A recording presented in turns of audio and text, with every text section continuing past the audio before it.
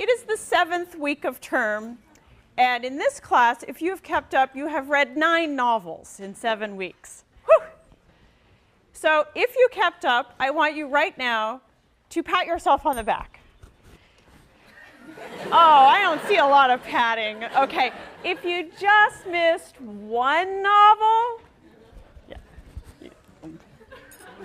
Okay, I don't want to look. Do your patting later.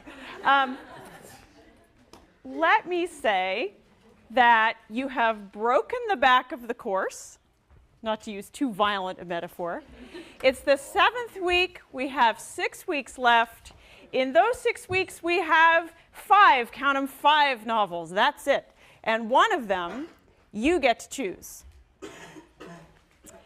So instead of doing 2 novels in a week, you'll have a week and a half for 1 novel. This is a much more humane pace. Why are you laughing? It's not funny. You also, of course, have spring break.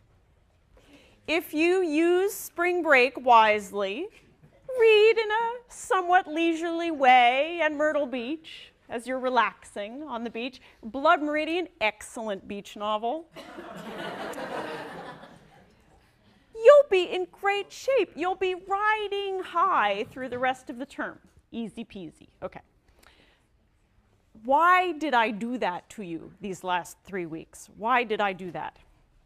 Well, one reason, as I said at the beginning of class, at the beginning of the term, is that I did not want you to be crushed after spring break. I wanted you to be crushed now. So it'll be better later. But there's another reason. So why didn't I just drop one of those novels? Well, my lecture today is in part an answer to that question. A syllabus is not a parade. It's not a succession of novels that passes by and we wave and we catch whatever candy or beads they throw at us. And then we go home at the end of the day with sore feet from standing too long. It's not like that. A syllabus, at least in this kind of class, and with me teaching it, is an argument. It's an argument about a whole historical period. It's an argument about a chunk of literary historical history. It's an argument about the evolution of an art form in a particular place and time. In order to preserve that quality of a syllabus, you have to read quite a bit. Reading quite a bit means that you can begin to see the lineaments of larger trends and movements in that historical period.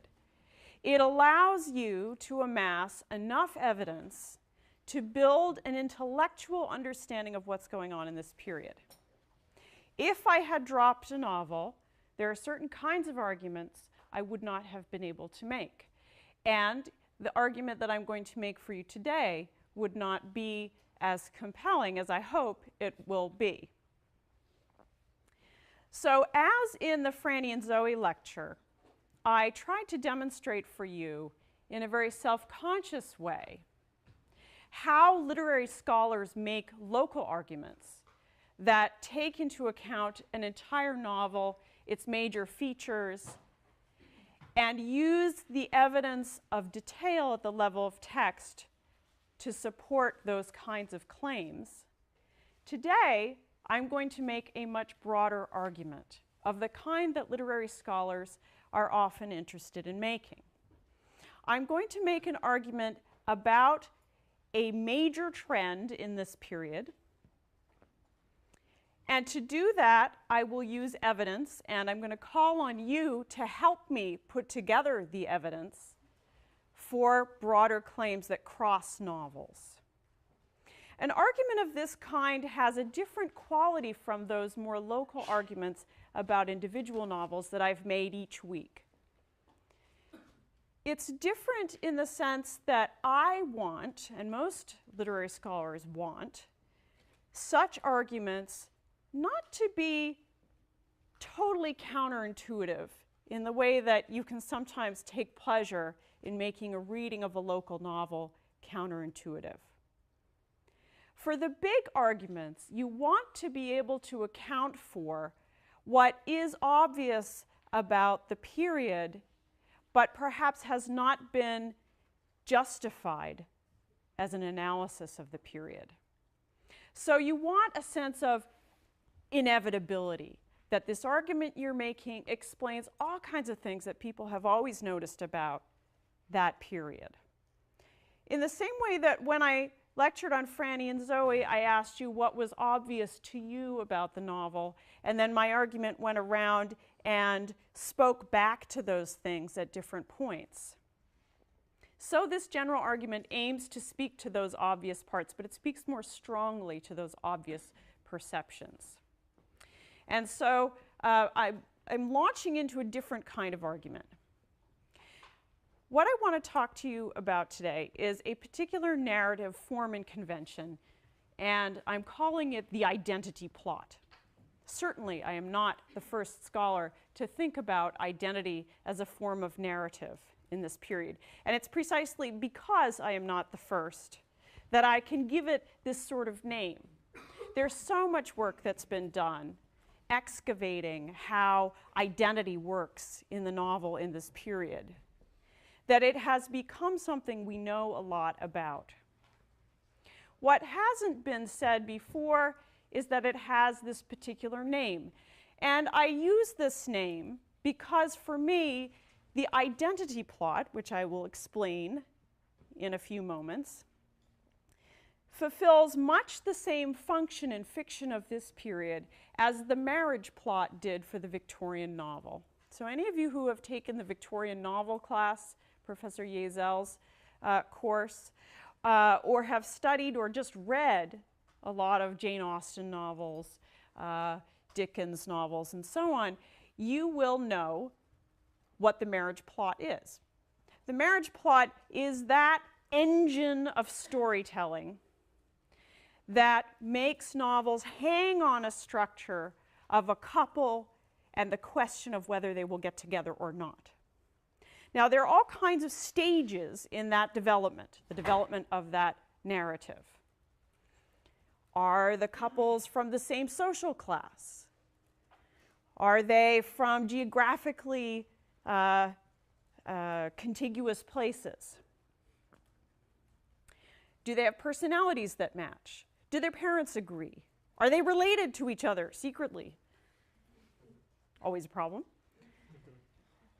There are all kinds of things that can go wrong for a couple trying to get together.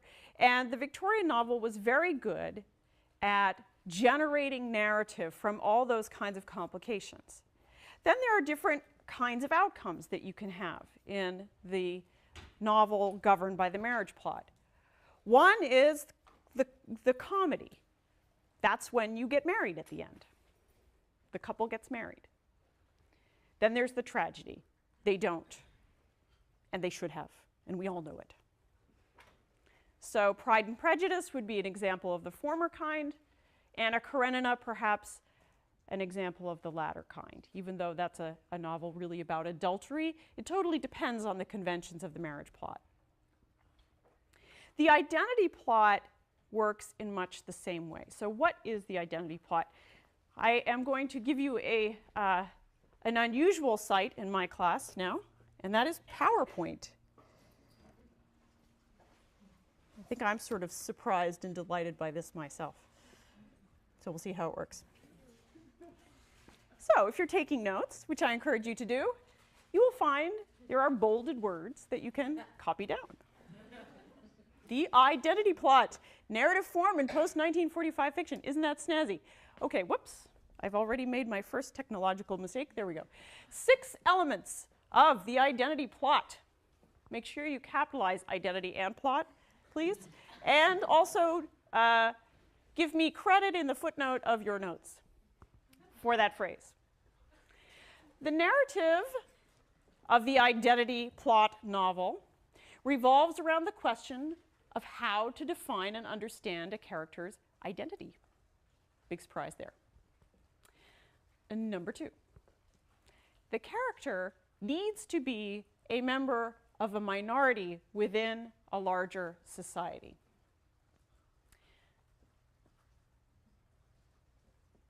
I am not going to ask you to volunteer examples of these because it's just too obvious that our last 3 or 4 novels each feature one of these characteristics or all of them. The third one is absolutely crucial to the development of the identity plot, and that is that the character is also at odds with the minority group of which he or she is a part. This is important because without it, the identity plot gets really boring. It doesn't have a lot of complication. If all you have to do is realize, as you're going about your life, wow, I'm a member of X or Y group. Great. I know who I am now. Done. It's a really short story, actually. And it's not a good short story either. There's just not enough resistance to the evolution of the plot. So it's really important. The drama of the identity plot depends upon this. Furthermore, the character in question needs to be conflicted about his or her difference from the majority and about his or her difference from the minority group. Can anyone think of an example of this?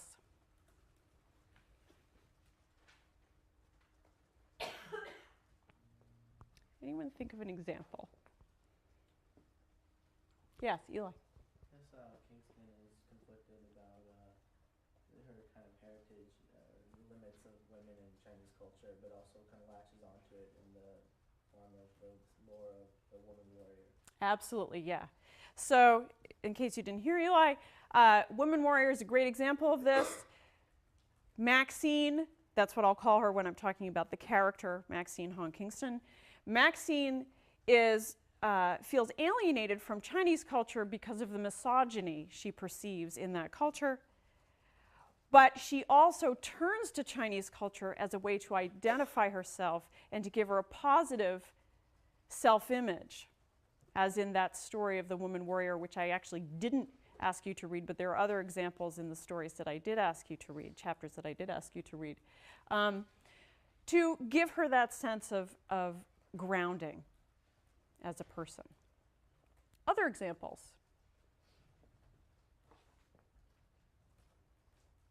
How about in The Bluest Eye? Yes. The Bluest Eye. That's okay. This is strangely minority, but I think in Franny and Zoe, they're a minority as intellectuals, and then Franny is alienated from that world as well. Yeah, I think Franny and Zoe really does fit this model. Yes, there are lots of different ways of conceiving what it means to have a minority group at work in these novels. And I think Franny and Zoe definitely imagines a minority group as the Glass family.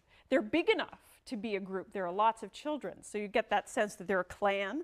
They're sort of a tribe of themselves. They have this peculiar quality, their intellectual sort of complexity, and also their artistic gifts, especially their gifts in language. And there's a conflict between Franny and Zoe is really held out as the custodian of the Glass family identity. So it's he who instructs Franny and brings her finally back into the fold. And that's an example of the comic ending. Other examples from other novels. Can anyone do this for Bluest Eye?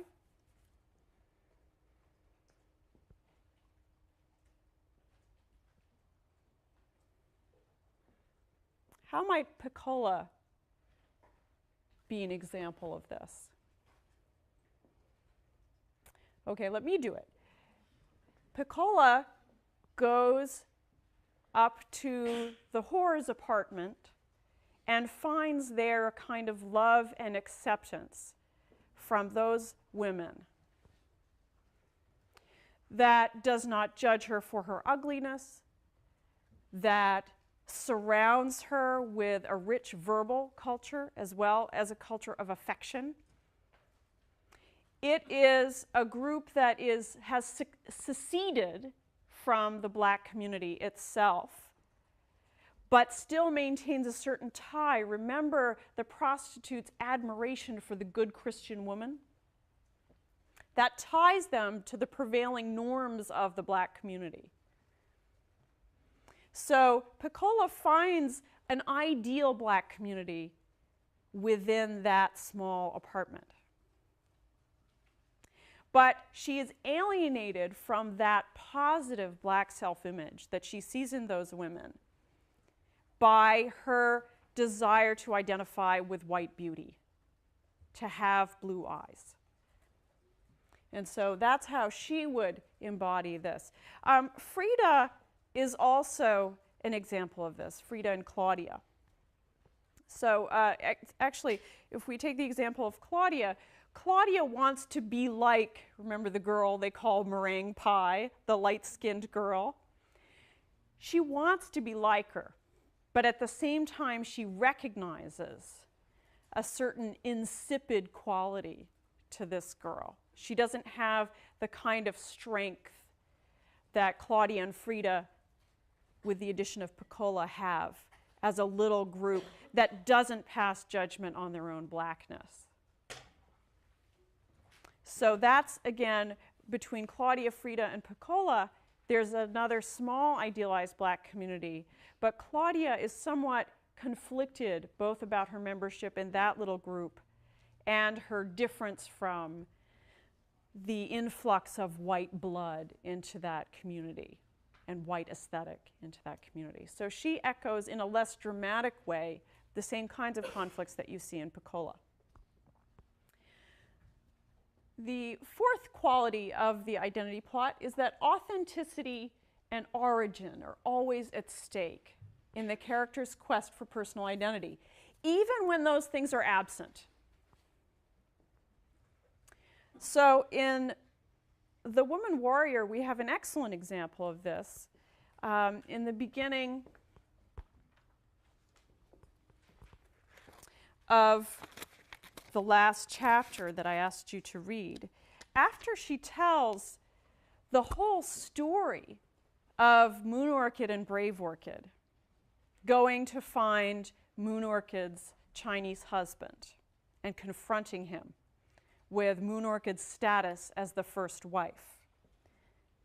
After you get this whole richly imagined story full of dialogue, the next chapter begins, "What my brother actually said was, I drove Mom and second aunt to Los Angeles to see aunt's husbands who got the other wife.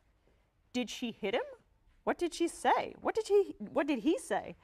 Nothing much. Mom did all the talking. What did she say? She said he'd better take them to lunch at least. Which wife did he sit next to? What did they eat? I didn't go. The other wife didn't either. He motioned not to tell. I would have told. If I was his wife, I would have told. I would have gone to lunch and kept my ears open. You know they don't talk when they eat. What else did Mom say? I don't remember. I pretended a pedestrian broke her leg so he would come. There must have been more. Didn't Aunt get in one nasty word? She must have said something. No, I don't think she said anything. I don't remember her saying one thing. In fact, it wasn't me my brother told about going to Los Angeles. One of my sisters told me what he'd told her. There are layers of inauthenticity in the origin of this story are deep. There is no sense that the story we have just been told in great detail has any basis in fact. And yet,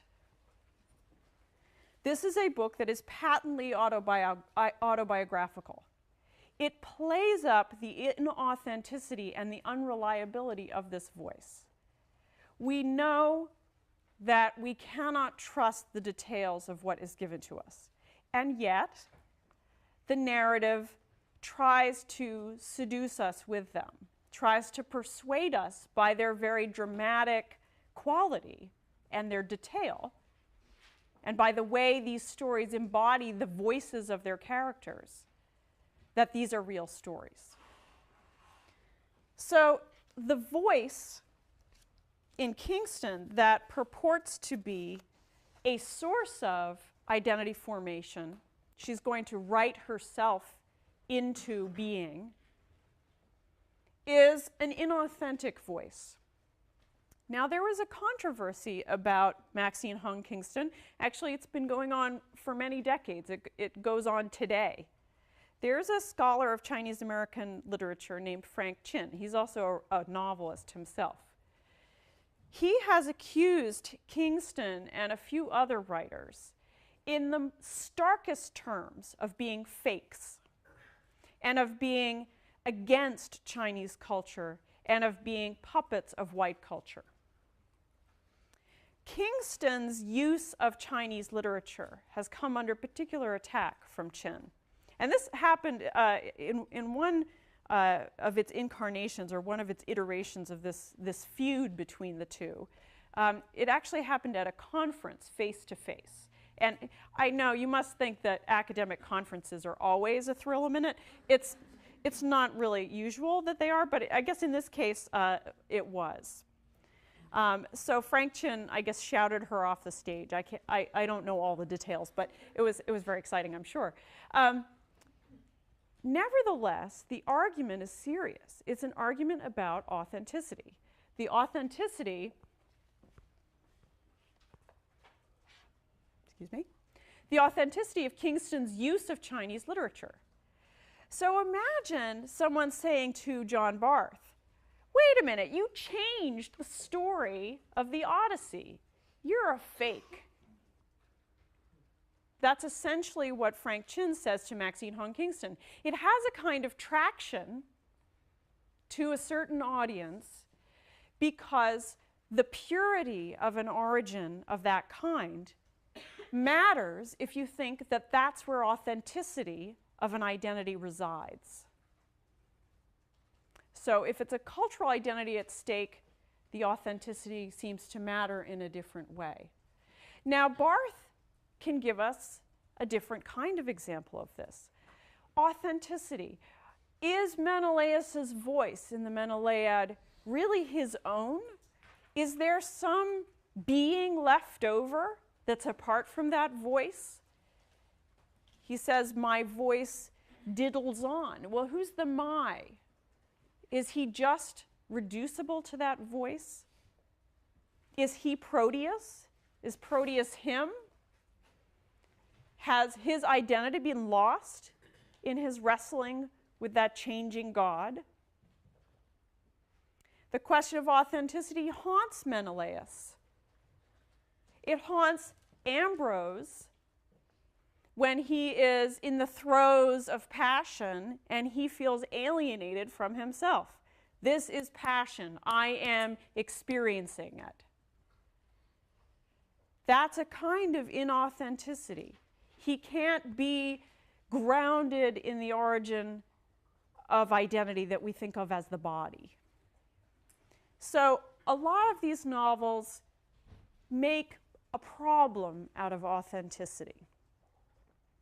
When it doesn't seem like a problem, a novel is making a certain kind of claim about identity right off the bat, and that's that authenticity doesn't matter.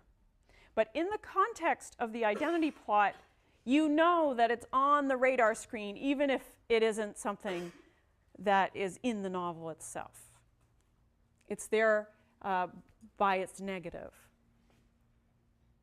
Finally, there are comic versions and tragic versions of the identity plot, just as there are of the marriage plot. So the comic version gives us characters that come to peace with their identity. My favorite example of this is actually a novel we're not reading in this course, although I could have added it, couldn't I? I could have done 10 novels in the first 7 weeks. I won't ask you to read it. It's Barbara Kingsolver's Pigs in Heaven. In this novel, this is the most extreme example I know. I can't remember the full details now, but in that novel, there's a Native American woman, there's a Native American child who's adopted forcibly by, in the forcible adoptions, and is adopted by a white family. I think this is how the story goes. And eventually, after the Indian family tries to get that child back, it is discovered that the adoptive mother was in fact a member of that tribe by a very diluted bloodline. And the adoptive mother marries the child's full-blood grandfather.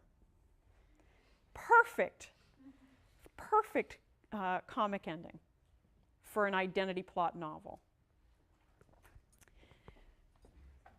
I would say that The Bluest Eye is our tragic version of this, where Pecola will never be at peace. She is in fact deranged by her conflicted relationship to identity. Now, here is where we need a distinction between literary fiction and genre fiction. Now, I could get into lots of trouble for these claims. They're fairly broad, and ideally, I would want to give them more nuance. But I think it's useful to think about this distinction.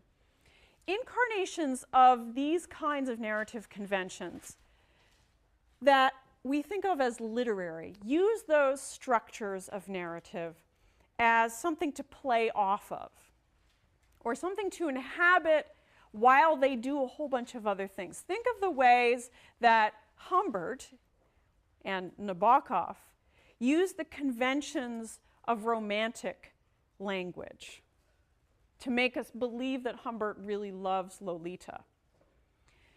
There's something operatic about the extremity of the situation we're given, the extremity of the use of those conventions in Lolita.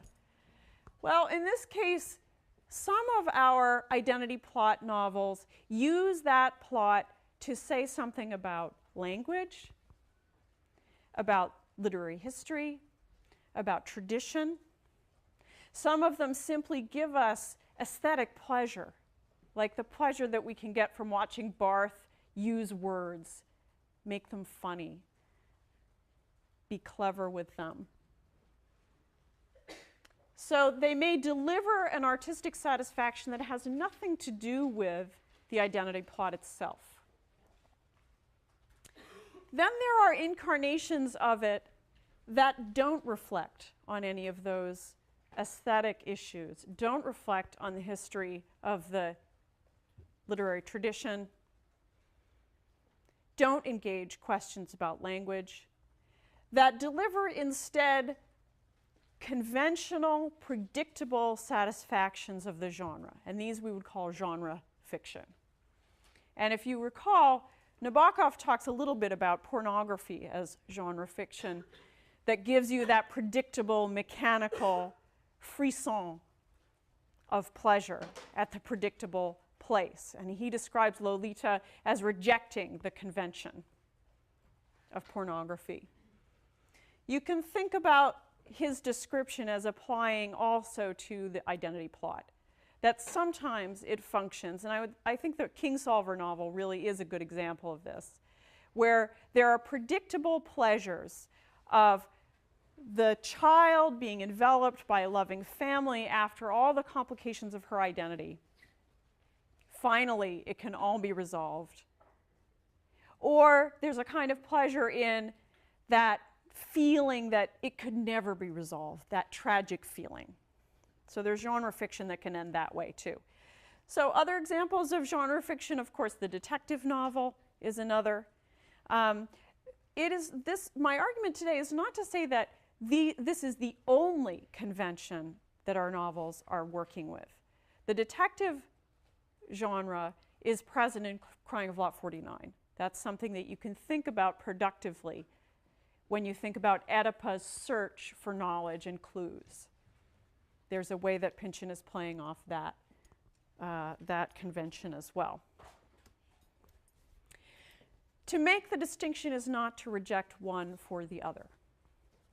So literary fiction and genre fiction are both part of what literary scholars use to make especially these kinds of broad-scale arguments.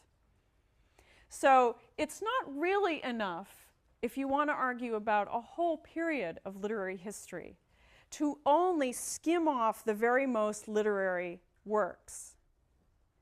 Your argument doesn't have a lot of historical purchase if you do that. If your ambition is to talk about more narrowly the evolution of an art form, that's a very legitimate move to make, to skim off just those literary examples. But if your ambition is to say something through your discussion of literature about culture, about politics, about any other set of issues, philosophical, historical questions, you want to be able to demonstrate that the things you're seeing in literary fiction have a wider purchase and have grabbed hold of the imagination of a larger set of people than the people who read high literary novels. So you can make different kinds of claims depending on what combination of these kinds of examples you use.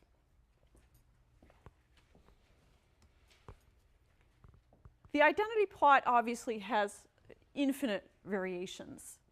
I mentioned just a few to get you thinking about them. The character seems to be a member of the majority group. This is actually, in one sense, Franny and Zoe's case. As you mentioned, it seems like they're much more in a majority. They're white.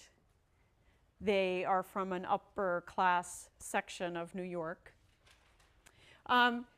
They're distinguished by their family's intellectualism. Similarly, Ambrose could be said to be in the majority group, and certainly by the definition of someone like Morrison or Kingston, that fiction, they're members of a white Anglo-Saxon Protestant heritage, the members of Ambrose's family.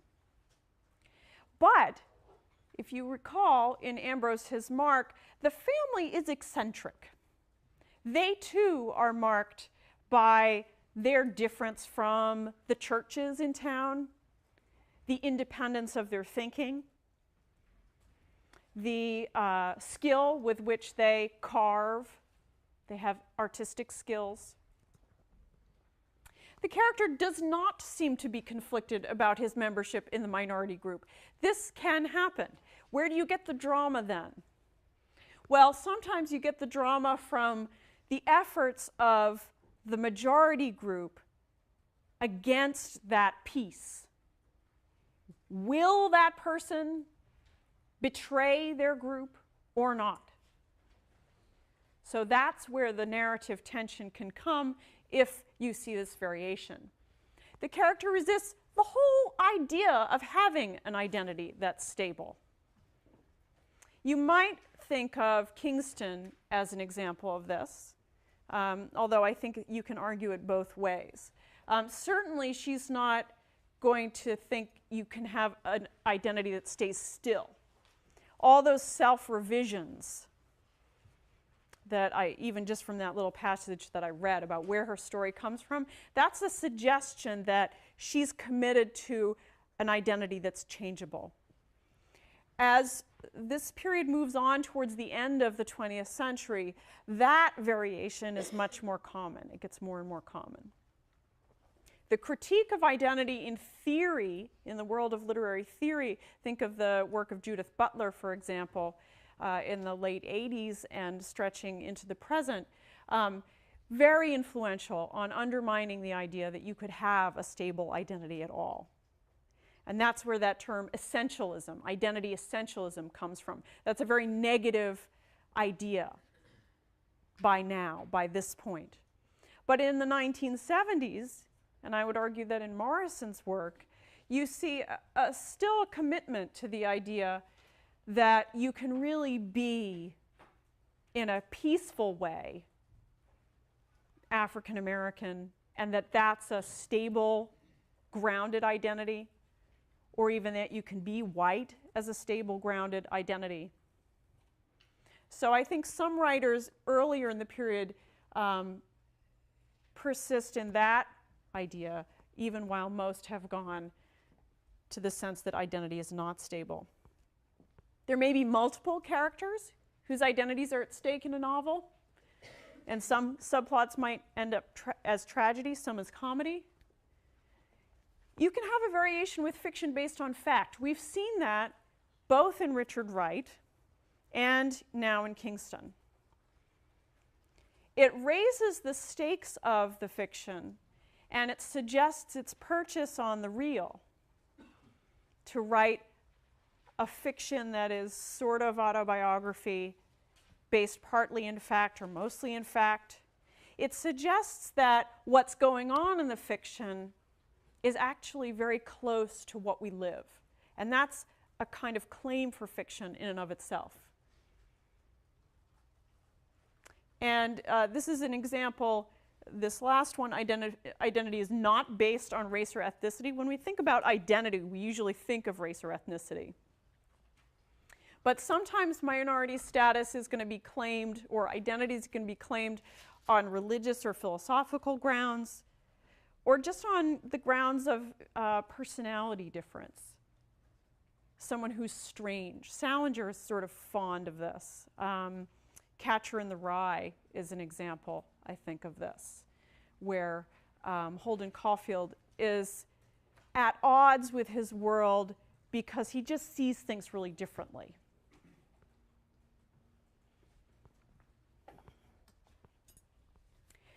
One of the kinds of claims that you have to be prepared to make, if you're making these broad period-based claims, is that your claim is specific to your particular time period.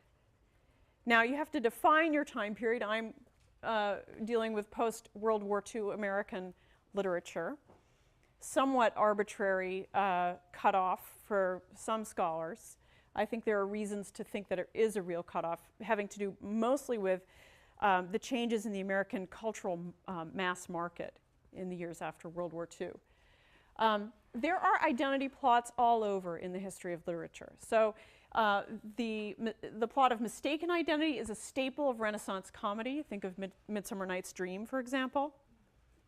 Secret identity is a staple of Gothic fiction. This happens a lot in Dickens, other kinds of Victorian fiction. Artistic identity. Think of Portrait of the Artist as a Young Man. Joyce's novel about the artistic formation of a person. That's especially important to modernism. And you could also say that Woman Warrior is an example of that version of artistic self-creation. Racial identity, there's a wonderful book called Our America by Walter Ben Michaels. He argues very persuasively that there are whole ranges of genre fiction in the 1920s that are working out a logic of race, of a nativist logic of race in the early 20th century, that these novels are governed by that logic. So you have to be prepared to explain how your feature is different from other incarnations in the history of literature. My contention is that the identity plot, as I'm describing it, becomes a preoccupation of both literary and genre varieties of writing in this period. So that suggests its scope, that it's not just the concern of a few writers, it's the concern of lots of writers. It's different in the degree of its presence. So while Walter Ben Michaels argues very persuasively for the racial logic of popular westerns, for example, or for its relevance to Willa Cather's work, it doesn't sit at the center of the plots of those novels in the same way. He can tease out the logic, but it's not because that logic is what the whole novel's drama hangs on. Some of the drama hangs on that, but in the novels I'm talking about in this period, it has risen to the level of formula such that you can hang the whole plot on that structure, and it's recognizable, immediately recognizable. So that's what I mean when I say in the next bullet point that it achieves a kind of solidity of formulaic structure. And finally, I want to argue, as I've been doing in a sort of in passing in the last few lectures, that these novels are working very closely with things that are happening in the culture in general. So that tension between activism and personal growth in the 1960s as modes of social action. The question about whether you can intervene in politics through culture is everywhere in the 1960s, and you can see it come to a head in the 1990s with the culture wars, when both liberals and conservatives begin to fight over, especially over, the syllabi of courses like this. So if you think that it's worth fighting a political fight over the syllabus that we all read, you are already committed to a cultural politics. So the end point of this is a very widespread argument in the 1990s about where politics happens. And that argument revolves around novels that feature the identity plot. Because those are the kinds of novels that people thought of as either advancing or resisting the hegemony of a white Western tradition that was oppressive to minority people. This, by the way, this final incarnation of the identity plot is going to be very important to us when we read The Human Stain. That novel is deeply embedded in that final iteration of it. How else do you know it's a dominant convention? Well, it has an end. This is another way you can locate its historical specificity. So it has its limits. And you can see it coming to its end when you see more elaborate embellishment and variation on that formula. That writers of ambition have to push it further and further. Even writers of the genre fiction versions have to address an audience looking for the familiar pleasure, but with just enough difference. You know, you can think of those Hollywood chase scenes. They all look so much alike, but the new ones always have to have just that little bit more interesting special effect, or that much more dramatic car flying off some high parapet. Same thing with any narrative formula. And there comes a time when writers of ambition simply change the subject. And I'm going to argue that even though Roth is still thinking in these terms, the other novelists that we're reading starting next week and into the end of the semester are beginning to change the subject. So one subject that comes up very powerfully in those novels is the subject of history. It's not unrelated to identity, but it is distinctly different. And so in Cormac McCarthy, for example, there's a palpable engagement with history. And in Edward P. Jones, in a novel that really seems like a classic outgrowth of the identity plot novels, especially of Toni Morrison, is really much more about the terror of history than it is about the dramas of identity. So we will see how that subject gets changed. When we read The Woman Warrior, we might feel that it is very, very conventional because it does so much of what I have just described that the identity plot does. I think, in a way, that would be shortchanging it. Some novels look dated or look formulaic because they have been incredibly successful. And I think The Bluest Eye and Woman Warrior are examples of those kinds of novels. Woman Warrior, and this is one of Frank Chin's quarrels with it, is widely, widely taught. I always think hard about including it on my syllabus. Sometimes that's a reason to include it on a syllabus as evidence in an ongoing, unfolding argument. Sometimes it isn't. In this case, I've decided pretty securely that it is. It belongs here as a piece of evidence in this unfolding argument about what's happening in the historical period. Woman warrior is widely taught. It is one of the foremost examples of this kind of identity writing. It has some literary satisfactions. Some of those stories are really compelling. She's very good at limning a character. She's wonderful at reproducing the dialogue. She reflects on the quality of writing. She is self-conscious about the construction of her narrative. And so we can see an artist telling the story of her own coming to being as an artist in the way she tells these stories. There's all kinds of things you can close read in here. I'm going to run out of time. Let me just show you one thing. This is at the very end in 207. This is when she's told the story about her grandmother taking the family to the opera and how bandits tend to rob the houses that have been abandoned while families are at the opera. Instead, in this case, the bandits attack the audience. In the experience, the family's all broken up in the attack. By daybreak, when my grandmother and mother made their way home, the entire family was home safe, proof to my grandmother that our family was immune to harm as long as they went to plays. They went to many plays after that. The grandmother's logic is completely twisted here. It's turned upside down. It doesn't make any sense. They got attacked when they went to the play, so they go to plays in order to stay safe because they happen to survive that attack.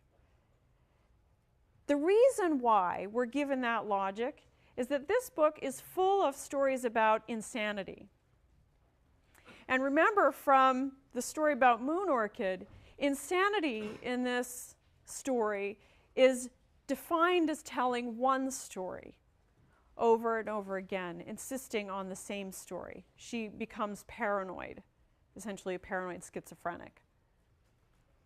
That means that sanity, healthiness, is found in multiplicity, illogic. It's a kind of contradictory claim about the status of sanity and storytelling. So the illogic of this little moment at the very end of the book reaches back to all those other examples of illogic and insanity that we see throughout. Classic new critical technique for building the meaning of a certain trope across the writing. The other thing also, of course, to think about is the fact that this takes place around plays. That it's art that's held out as being the lucky thing. It's art that's at the center. And this, of course, especially the play, reaches back to Maxine's descriptions of her childhood drawings, where she painted page after page after page of black, worrying her teachers. But for the young Maxine, what she saw in a black page was the curtains of a theater ready to open. Endless possibility. So it's that very appreciation of the play, of the dramatic, shared by the grandmother, repeated even in this inarticulate artistic creation of the child, that builds the sense of artistic identity as an inherited one. So I'm not going to go on with this, but I just show you that little passage and suggest some of the ways that it's built up over the course of the book to show you that Kingston's novel or autobiography, even though it fulfills the convention so completely that it looks like genre fiction, if you locate it in 1976 when it was first published, it's not at the end of a long line of these, it's at the beginning. So it is one of the first popular books to bring together Barth's insights with those of the identity politics beginning in the 60s.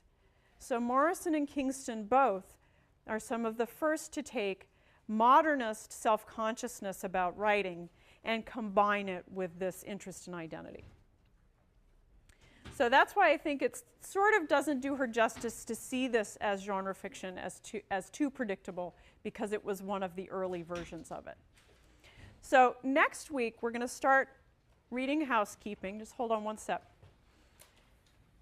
And I want you to think about whether Housekeeping fits the identity plot model, and if it does, how it does, and if it doesn't, how it doesn't.